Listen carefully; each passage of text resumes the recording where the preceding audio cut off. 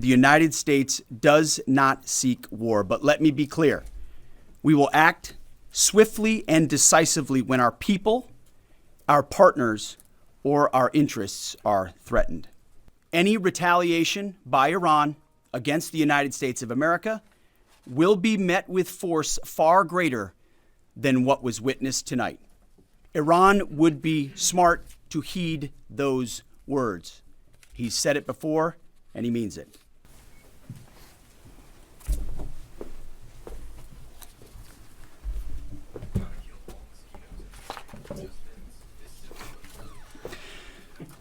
Well, thank you for joining us this morning.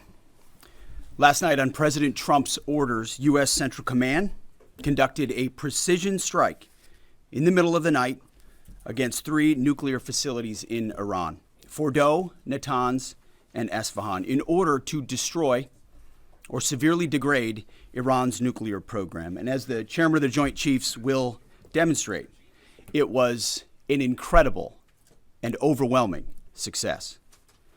The order we received from our commander-in-chief was focused, it was powerful, and it was clear.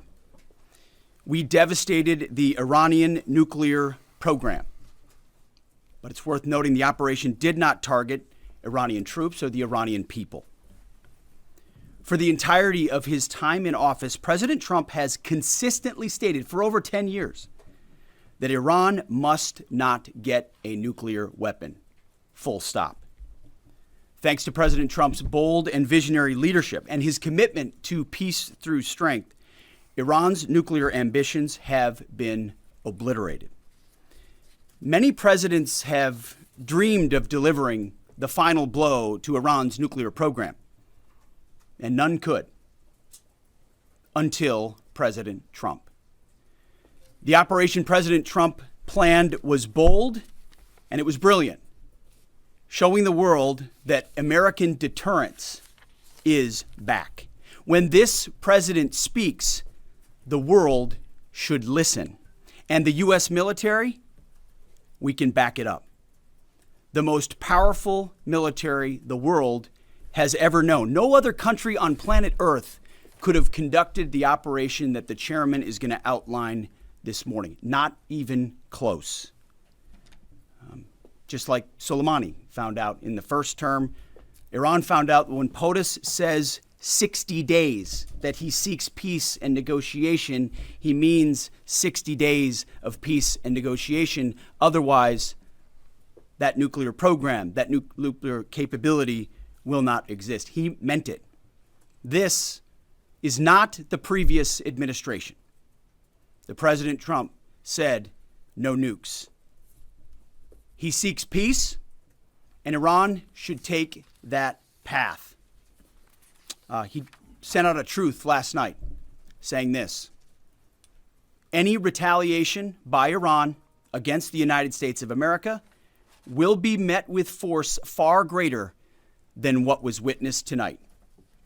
Signed, the President of the United States, Donald J. Trump. Iran would be smart to heed those words. He's said it before, and he means it. Every American involved in this operation performed flawlessly. And I want to give recognition to our allies in Israel as well.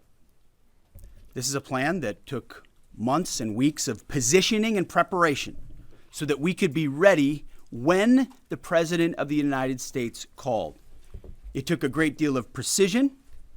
It involved misdirection and the highest of operational security. As President Trump has stated, the United States does not seek war. But let me be clear. We will act swiftly and decisively when our people, our partners, or our interests are threatened. Iran should listen to the President of the United States and know that he means it, every word. This mission was not and has not been about regime change. The president authorized a precision operation to neutralize the threats to our national interests posed by the Iranian nuclear program and the collective self-defense of our troops and our ally Israel. As the president has directed and made clear, this is most certainly not open-ended. It doesn't mean it limits our ability to respond. We will respond if necessary. The most powerful military in the world is postured and prepared to defend our people. But what the president gave us, as I said, was a focused, powerful, and clear mission on the destruction of Iranian nuclear capabilities. Those were the targets. That's what was struck.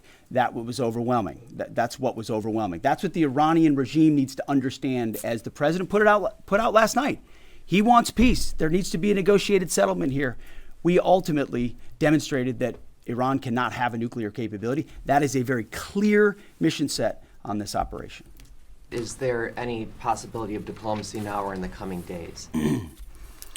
I can only confirm that there are both public and private messages being directly delivered to the Iranians in multiple channels, giving them every opportunity to come to the table. They understand precisely what the American position is, precisely what steps they can take to allow for peace, and we hope they do so. Are you prepared for a protracted war? Well, anything can happen in conflict, we acknowledge that, but the scope of this was intentionally limited. That's the message that we're sending.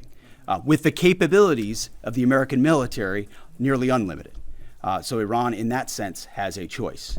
But we've made it very clear to them, this is nuclear sites, this is nuclear capabilities, this is the line that the president set, and we set that back. Now is the time to come forward for peace. But I think one of the takeaways from this as well is the unprecedented level of ongoing cooperation. I can't speak highly enough of the chairman and his staff and General Kurilla in CENTCOM, what they've done to look around the corner, to pre-position, to understand how an operation like this comes together.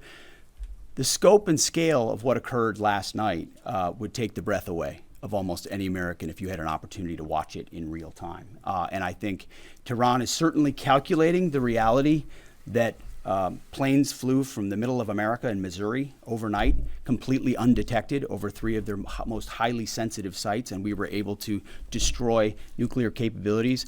And our boys in those bombers are on their way home right now. We believe that'll have a clear psychological impact on how they view the future.